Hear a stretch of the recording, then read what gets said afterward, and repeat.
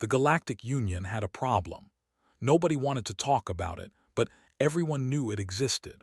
11 cubs were sitting in a quarantine bay on Station 7, and no species in the entire galaxy wanted to take care of them. They were the most dangerous predators anyone had ever seen. When they grew up, they stood 7 feet tall. Their bodies were covered in scales as black as space itself. They had claws that could cut through metal walls like paper.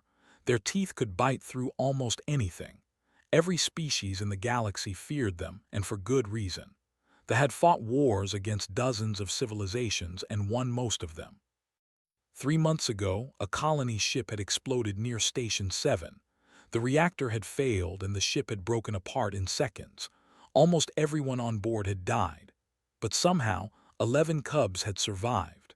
They were found floating in an emergency pod, hungry and scared and alone.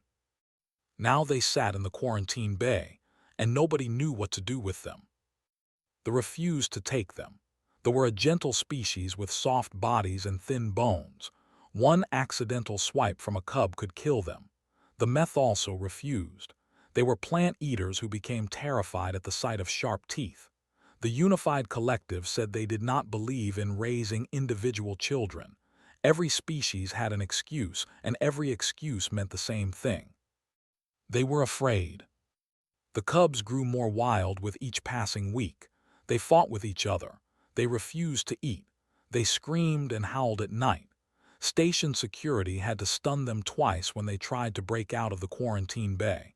Some officials began to whisper that maybe the cubs should be put down. It would be safer for everyone, they said. It would be a mercy.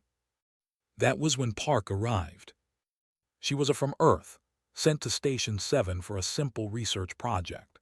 She was 28 years old and small for a human, barely reaching 5'3". She had dark hair that she kept tied back and eyes that always seemed to be thinking about something. She spoke softly and moved carefully and seemed like the least dangerous person on the entire station. During her first week, she attended a briefing where the station administrator mentioned the cubs. His name was, and he was with pale blue skin and worried eyes. He explained the situation quickly, like he wanted to move past it. Raised her hand. "I would like to see them," she said. The room went silent, stared at her like she had lost her mind. "Dr. Park," he said slowly, "these are cubs. Even at their current size, each one is strong enough to tear you apart. Their claws can cut through steel. Their bite force is greater than any predator on your planet. They are not pets." "I understand," said. "I would still like to see them." Tried to argue with her. He showed her reports about violence. He explained that the cubs had already hurt 3 security officers who got too close. He told her that going into that room would be suicide. Listened to all of it. Then she asked again to see the cubs. Finally gave up. He assigned 2 security officers to escort her to the quarantine bay, though he made it clear they would not enter the room with her. They would wait outside, ready to stun the cubs if things went wrong. The quarantine bay was in the lower levels of the station, far from the areas where people lived and worked. The corridor leading to it was cold and empty. The lights flickered. The air smelled stale. The security officers stopped at a heavy metal door. One of them looked at with something like pity in his eyes. "Are you sure about this?" he asked. Nodded. "Open the door, please." The door slid open, and a wave of smell hit her. The room beyond was dark and dirty. It smelled like fear and unwashed bodies and old food. Could see shapes moving in the shadows. 11 pairs of golden eyes turned to look at her. She stepped inside. The door closed behind her. For a long moment, nothing happened. The cubs watched her from the corners of the room. They were smaller than adult, but still bigger than her. The largest one was already nearly 6 feet tall. Their scales were dirty and dull. Their eyes were wild and suspicious. Did not move toward them. She did not speak. She simply sat down on the cold floor, pulled a ration bar from her pocket and began to eat. The cubs did not know what to make of this. They had expected her to scream or run or try to hurt them like the security officers had. They had not expected her to sit on their floor and eat food like she belonged there. Minutes passed, finished her ration bar and pulled out another one. She ate slowly, calmly, like she had nowhere else to be. The smallest cub moved first. He was about 4 feet tall, with a torn ear from fighting with his siblings. He crept forward on all fours, his golden eyes fixed on the strange human. When he got close, he growled deep in his throat. Did not flinch. She did not look away. She just broke off a piece of her ration bar and held it out toward him. The cub stared at the food. He stared at her. His growl faded into confusion. Slowly, carefully, he reached out and snatched the food from her hand. Then he ran back to the shadows and ate it so fast he almost choked. A few seconds later, he came back for more. Smiled and broke off another piece. By the end of that first day, 3 cubs had taken food from her hand. By the end of the first week, she had moved her sleeping mat into the quarantine bay. She ate with them, slept near them, and talked to them in a soft voice even though they did not understand her words. The station officials thought she was crazy. The other humans on the station thought she was brave but foolish. The alien species thought she was proving what they had always believed about humans. They had no survival instincts. They did not understand danger, but understood something that none of them did. She had grown up reading about wolves and dogs. She knew that thousands of years ago, humans had taken the most dangerous predators on their planet and turned them into family. She knew that humans had a gift for seeing past teeth and claws to the frightened creatures underneath. These cubs were not monsters. They were children who had watched their parents die.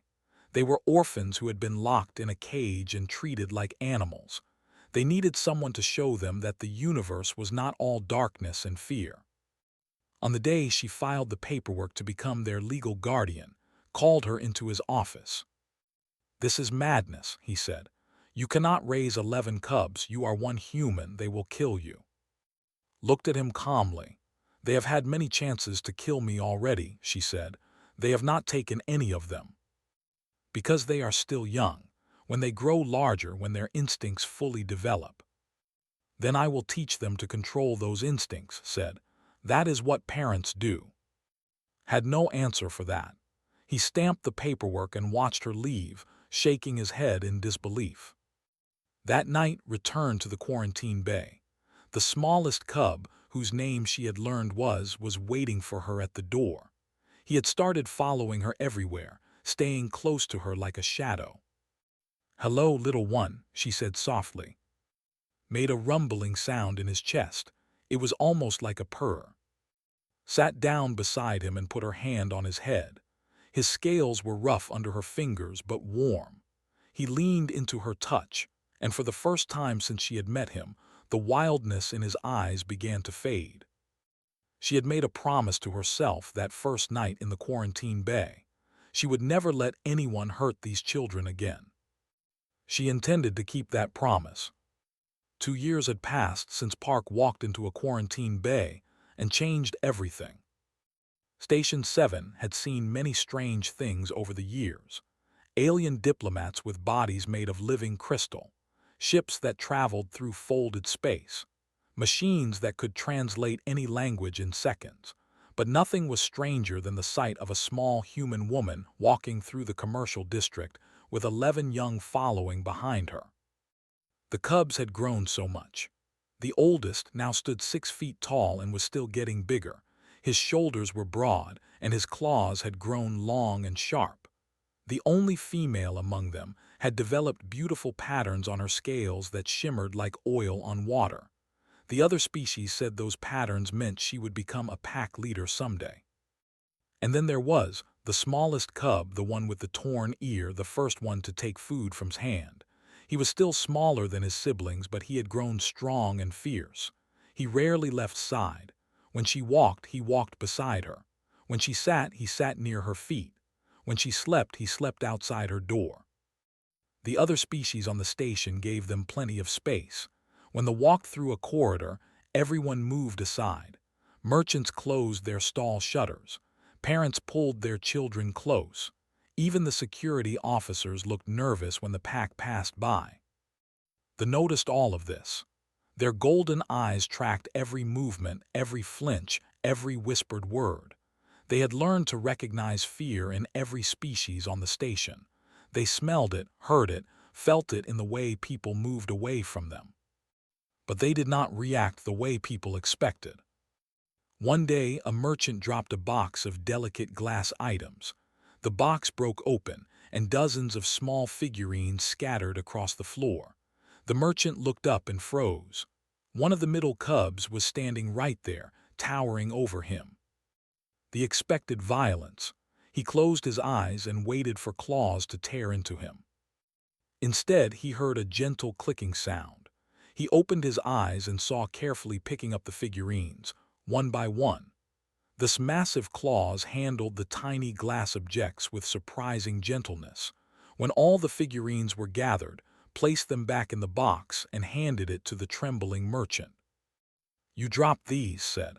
His voice was deep and rough, but his words were polite. The merchant could only stare as walked away to rejoin his siblings. Stories like this began to spread through the station. The cubs who helped an old meth carry her bags. The cubs who stepped aside when station children ran past, careful not to bump into them. The cubs who waited patiently outside shops while their human mother talked with friends, never complaining, never causing trouble. It confused people. This was not how we're supposed to behave. Dr. Sung-ho was one of the few people on the station who was not afraid of the cubs. He was another human, a researcher who had become closest friend over the past 2 years. He often joined her family for meals, watching in amazement as the cubs devoured enough food to feed 20 humans. "How do you do it?" he asked one evening. They were sitting in quarters while the cubs ate their dinner in the next room. The sounds of tearing meat and crunching bones came through the walls. "They are supposed to be killing machines. How did you turn them into this?" Smiled, she reached over to scratch behind's torn ear. The young was sitting beside her, and at her touch, his eyes half closed with pleasure. A deep rumbling sound came from his chest, almost like a cat's purr. "They are not killing machines, Sung-ho," she said. "They are children. They just needed someone to teach them how to be part of something bigger than themselves." "The pack," said. He had entered the room silently, moving with a grace that seemed impossible for someone his size. His voice was deep and rough, but his Korean was clear. Had insisted all the cubs learn to speak it. "Mother teaches us that the pack is everything. We protect what is ours." Sung-ho looked at the massive with wide eyes. "And am I?" he asked, only half joking. "You are Mother's friend," said, appearing beside her brother. "So you are pack. We would die for pack." The casual way she said it made Sung-ho's skin prickle. He looked at who only shrugged. "Culture is very focused on loyalty," she explained. "I have tried to guide it rather than suppress it. They understand that protecting the pack does not always mean violence. Sometimes it means patience. Sometimes it means kindness. Sometimes it means knowing when not to fight." "But you would fight if you had to," Sung-ho said too. It was not really a question. His golden eyes met his. "For Mother, I would tear this station apart with my bare claws. So would all of us." The room was quiet for a moment. Even the eating sounds from the next room had stopped. Sung-ho realized that all 11 cubs were now listening. "But Mother has taught us that such things should be a last resort," continued. "She says that true strength is control. True power is choosing not to destroy. Humans have a saying," added. His voice was softer than but no less intense. "Walk softly and carry a big stick. Mother explained it to us. It means you do not need to show your teeth to prove you are dangerous." Sung-ho looked at with new respect. "You taught them that?" "I taught them many things," said. "But they taught me things too, about loyalty, about family, about what it means to belong somewhere." Later that night, after Sung-ho had gone home, sat on the observation deck and watched the stars. The cubs were scattered around her, some sleeping, some talking quietly among themselves, was pressed against her side, his warmth keeping away the chill of the recycled air. She thought about the day she had first walked into that quarantine bay. She had been so scared. Her heart had been pounding so hard she thought the cubs must have heard it, but she had sat down anyway. She had offered food. She had stayed. Now she had 11 children who loved her with a fierceness that sometimes frightened her. They would do anything for her, kill for her, die for her. She had tried to teach them gentleness and patience, but underneath all of that they were still predators, and their love was not a gentle thing. Sometimes she wondered if she had made the right choice, taking in these children, raising them as her own, teaching them to love her. What would happen when they were fully grown? What would happen if someone threatened her? What would happen if she could not control them anymore?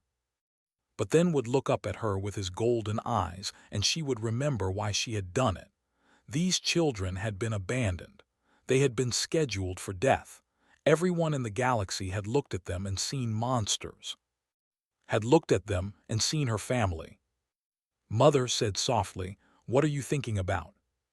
Put her arm around him. His scales were warm under her touch.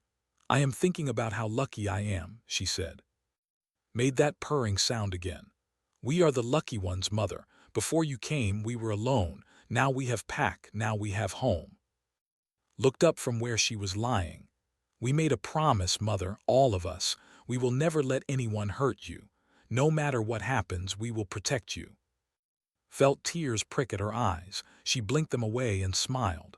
"I know you will, and I will always protect you too." She did not know then how soon that promise would be tested. She did not know that in just a few short months, she would be lying in a hospital bed fighting for her life while her children stood guard outside. But even if she had known, she would not have changed anything. This was her family, this was her pack. And nothing in the universe could ever change that. It started like any other day. Woke up early, ate breakfast with her cubs, and went to teach her morning class. She was giving a lecture on xenobiology to a group of young researchers from different species. The classroom was full of eager faces and was explaining how different life forms had evolved on different planets. Was waiting outside the lecture hall, as he always did. He had grown too big to fit comfortably in the classroom chairs, and some of the students were nervous around him.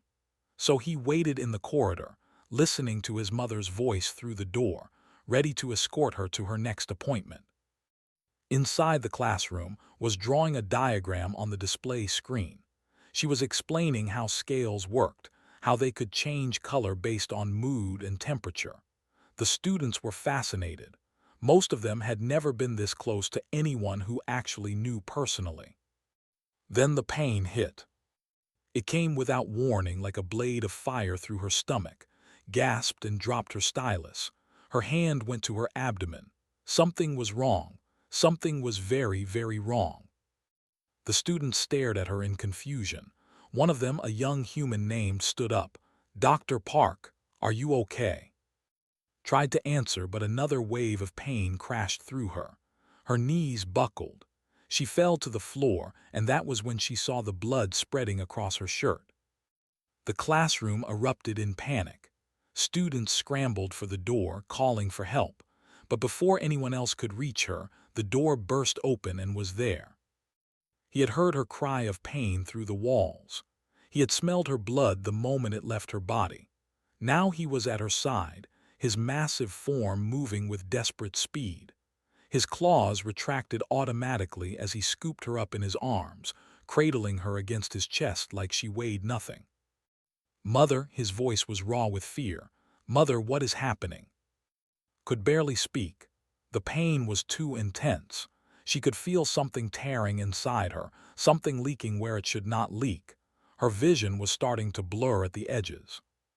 "Hospital," she managed to whisper. "Take me, hospital." Did not wait for anyone to tell him what to do. He ran.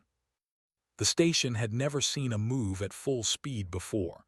Tore through the corridors like a black storm, his powerful legs eating up the distance between the classroom and the medical bay. People screamed and dove out of his way. Security alarms began to blare, but did not stop. He did not slow down. His mother was dying in his arms and nothing else mattered. Across the station, the other cubs felt something change. Was in the training room practicing combat forms. He stopped mid-movement, his head snapping up. Something was wrong. He could feel it in his bones, a pulling sensation in his chest that pointed toward. Was in the library, reading about human history. She dropped her book and stood up so fast that she knocked over her chair. Her scales began to shift to a darker color, the color of battle. Was helping in the cargo bay. He left without a word, ignoring the confused calls of the workers behind him. One by one, all 11 cubs stopped what they were doing and began to run. They did not know exactly what had happened. They did not need to know. Pack instinct was stronger than words. Their mother was in danger and they had to reach her. Arrived at the medical bay just as his legs were about to give out. He had run faster than he had ever run in his life, and even his endurance had limits. He crashed through the doors and nearly collided with a startled nurse. "Help her," he roared. "She is bleeding, help her."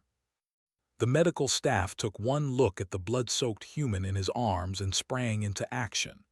Doctor, the human doctor on duty, ran forward and began checking vital signs. Her face went pale as she read the results. "Internal bleeding," she announced. "It looks like her appendix ruptured. She needs surgery right now. Get her to the ICU."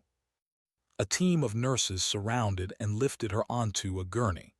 They began rushing her toward the intensive care unit, shouting orders and preparing equipment. Tried to follow, but one of the nurses held up a hand. "You cannot come in," she said. Her voice was trembling, but she stood her ground. "The surgery room must be sterile. Please wait here." His claws extended involuntarily. His eyes were wild with fear and rage. "She is my mother. I will not leave her." "You have to," doctor said firmly. She was not afraid of him, or if she was, she did not show it. "If you come in, you could contaminate the room. You could make things worse. The best thing you can do for her is wait." For a terrible moment, looked like he might attack her anyway. His muscles were tensed, his fangs were showing, and a low growl was building in his throat. Then his hand landed on his shoulder. His voice was calm but commanding. "Let them help her." Whirled around. His brother stood behind him, and behind were and all the others. All 11 cubs had arrived. They filled the corridor with their massive bodies, their golden eyes all fixed on the door where their mother had disappeared. "She is dying," said. His voice cracked. "I can smell it. I can smell her blood. She is dying and I cannot do anything." "Yes, you can," said. She moved forward and took a position beside the ICU door. Her scales had shifted to full combat coloration, dark as a starless night. "We can guard." "Guard?" asked. "Until she wakes," said. "We guard this place. We make sure nothing threatens her. We keep watch." It was an old tradition. When a pack member was wounded, the others formed a defensive circle around them. They did not eat, did not sleep, did not move until the wounded one recovered or died. It was a way of showing loyalty, a way of saying that the pack would face any danger together. "Understood." He took a deep breath, forcing himself to calm down. His claws retracted. His growl faded. He moved to stand beside, taking up a guard position. One by one, the other cubs arranged themselves around the medical wing. They did not threaten anyone. They did not block the medical staff. They simply stood there, 11 young forming a protective wall around the place where their mother was fighting for her life. Station security arrived within minutes. Administrator came personally, flanked by a dozen armed guards. He stopped at the edge of the corridor and stared at the scene before him. "What is happening here?" he demanded. Stepped forward. He was the tallest of the cubs now, nearly matching an adult in height. His golden eyes met the administrator's gaze without flinching. "Our mother is injured," he said simply. "We are protecting her." "Protecting her from what?" from anything that might harm her. Looked at the guards, then back at the cubs. The cubs had not made any aggressive moves. They were not breaking any laws. They were just standing there. But their message was clear. Anyone who wanted to reach Dr. Park would have to go through them first. "Stand down," ordered the guards. "Do not engage unless they attack someone." The guards lowered their weapons, looking relieved. They had no desire to fight 11, even young ones. Turned and walked away. As he left, he heard his voice behind him, soft and broken. "Please do not die, Mother. Please, we need you."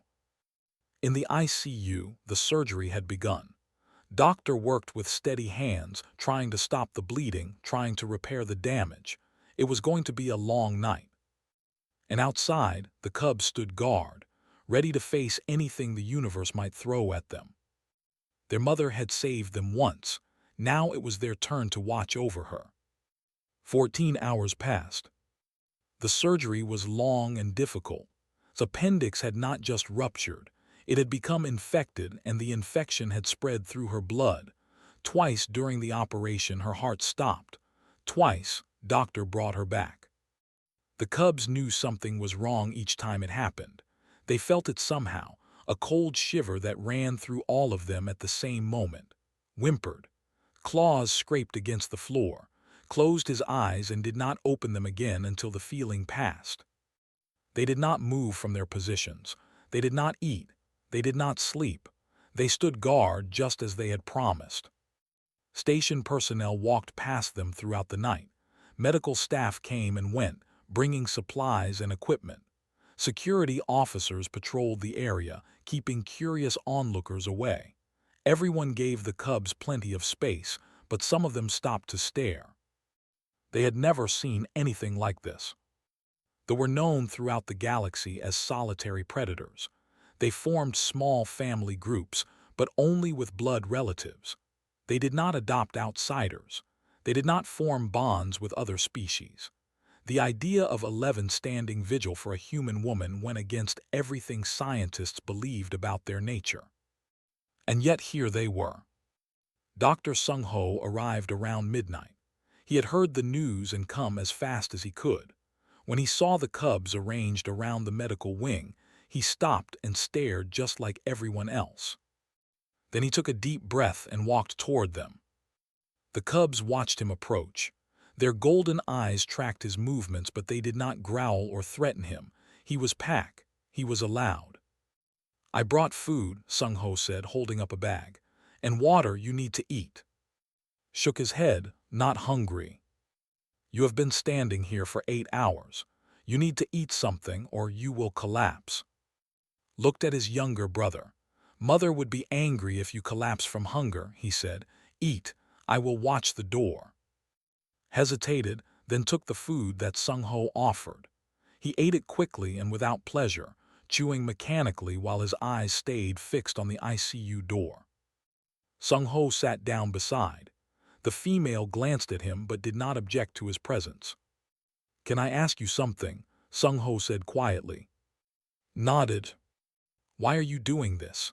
I know you love her, but this is more than love. I have seen families wait for news about loved ones. They pace. They cry. They hold each other. They do not form a military perimeter around the hospital wing." Was quiet for a long time.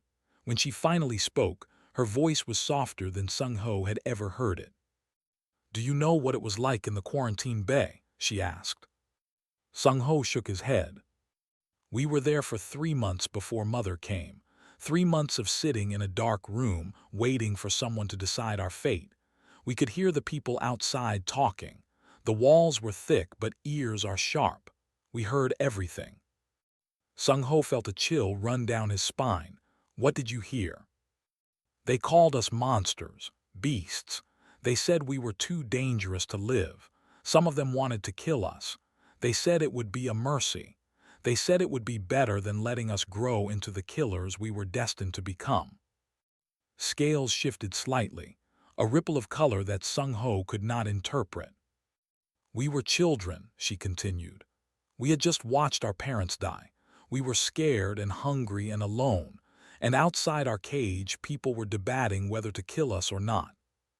I did not know, Sung-ho whispered. Mother did not know either at first, but it did not matter. She came anyway. This small, soft human who smelled like nothing dangerous. She sat on our floor and ate her food and did not run away when snapped at her. Was she not afraid?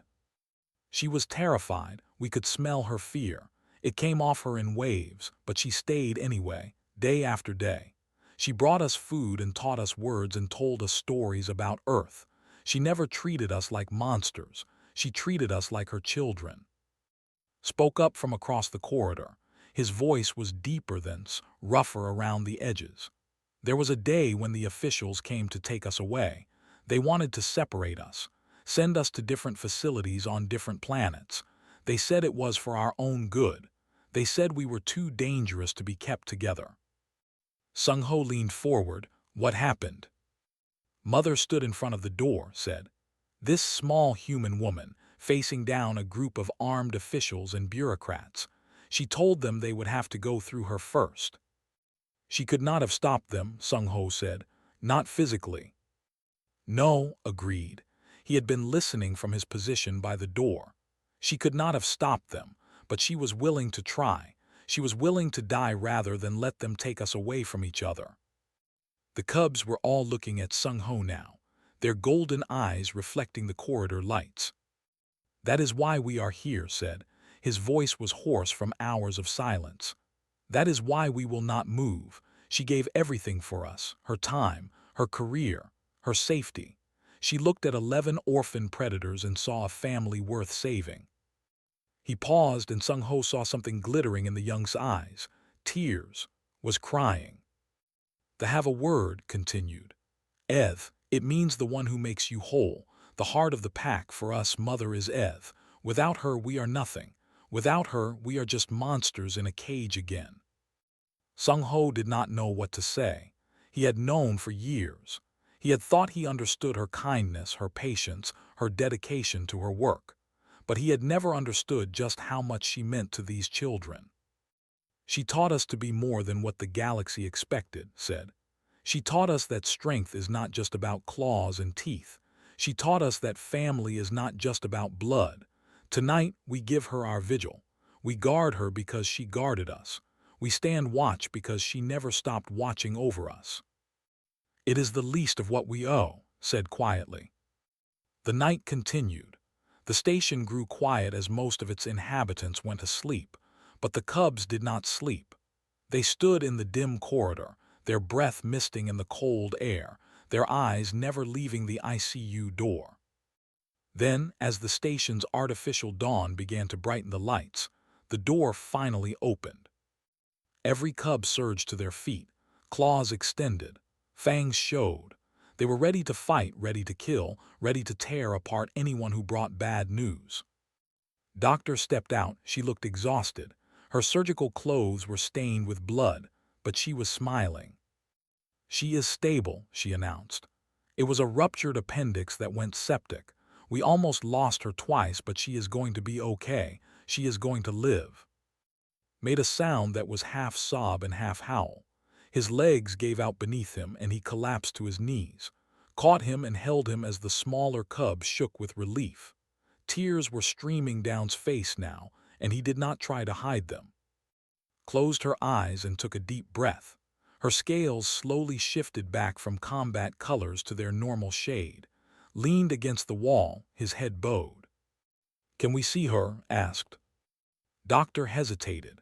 She looked at the 11 massive predators filling her corridor and clearly considered saying no. But then she looked at their faces. She saw the desperate hope in their golden eyes. She saw the love that burned there like a fire. 2 at a time, she said finally, and quietly she needs to rest. And went first. They moved silently despite their size, slipping through the door like shadows. The ICU room was full of machines and tubes and softly beeping monitors, but none of that mattered. All that mattered was the small figure lying in the bed. Was pale. She looked fragile and small against the white sheets, but her eyes opened when she felt them enter the room, and she smiled. Hey, she whispered, Her voice was weak, but it was her voice. It was really her. "You are still here." Took her hand very gently. His massive claws could have crushed her bones without effort, but he held her like she was made of glass. "Always, Mother," he said, "always." The story spread faster than light itself. Within hours, everyone on Station 7 knew what had happened. Within days, the news had reached every corner of the Galactic Union. Within weeks, it had become the most discussed story in known space. The cubs who stood vigil for their human mother. The orphan predators who refused to leave until they knew she was safe. The impossible family that made no biological sense but had chosen each other anyway. People did not know what to think. Some called it dangerous. They said was a foolish woman who had given a pack of weapons an emotional reason to fight. What would happen, they asked, if someone hurt her again? What would those cubs do then? They had shown they would do anything for their mother. That kind of loyalty was a threat to everyone around them. Others called it manipulation. Surely the human had used some trick to make the cubs love her. Maybe it was a chemical. Maybe it was some kind of psychological conditioning. Humans were known for their ability to tame wild animals. This was just another example of their strange power over other creatures. But some people, especially the younger ones, saw something different. They saw a family.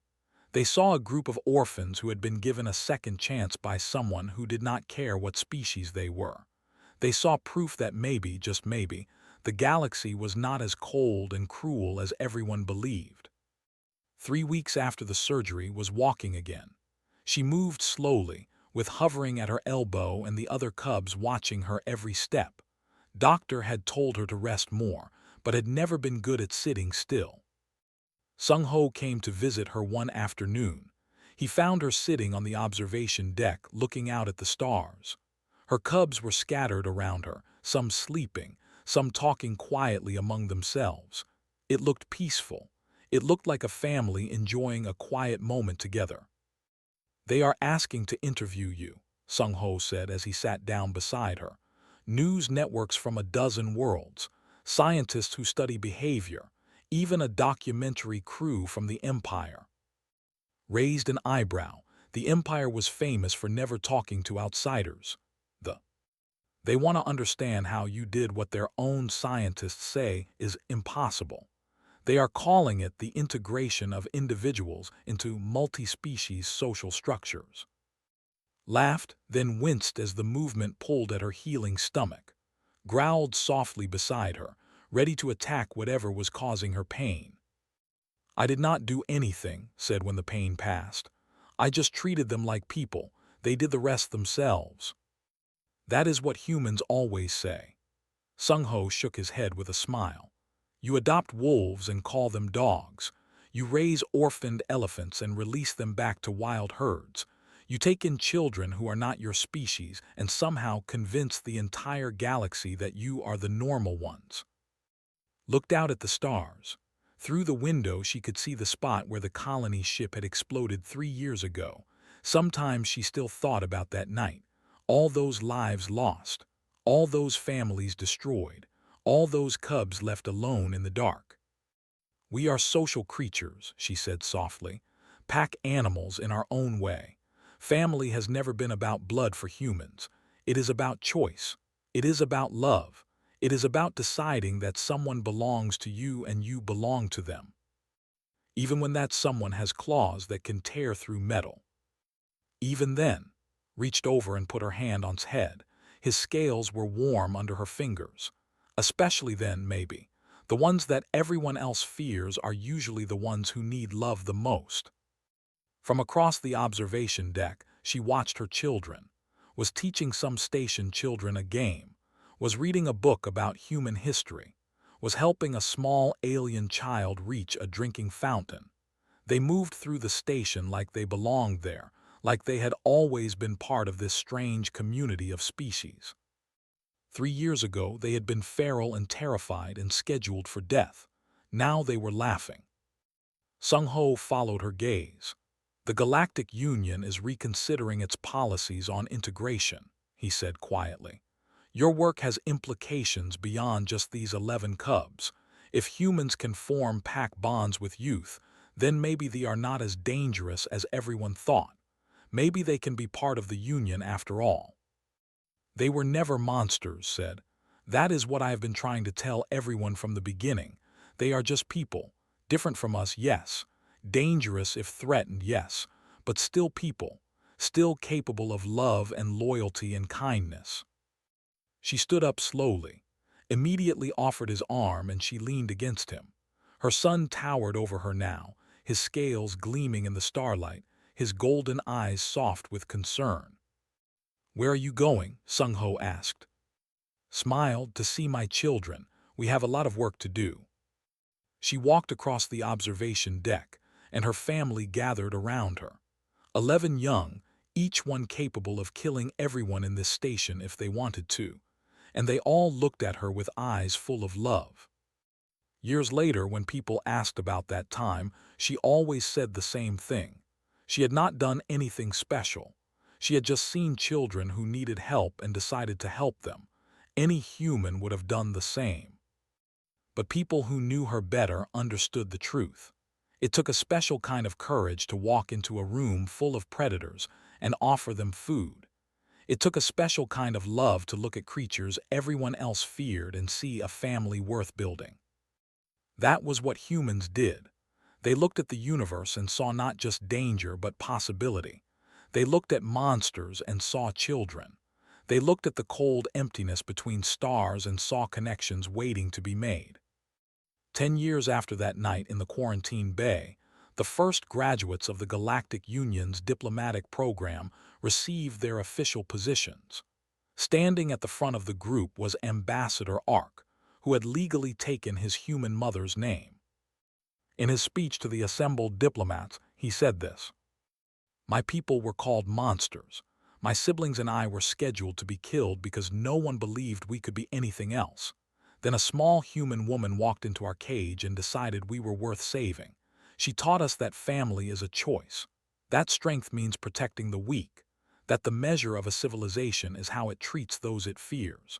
These are human values. Today, they are also values, and we will carry them forward as our mother carried us for as long as we live."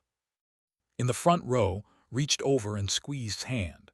She was older now, her hair touched with gray, but her eyes were still kind, still steady, still the eyes of a woman who had walked into a room full of predators and refused to be afraid. "Thank you, Mother," whispered. Squeezed back, tears rolling down her cheeks, and said what she had always said. "You did the hard part. I just opened the door." Outside the assembly hall, the stars burned bright against the endless dark. Somewhere out there, other orphans were waiting. Other children were being called monsters. Other species were being written off as too dangerous to save.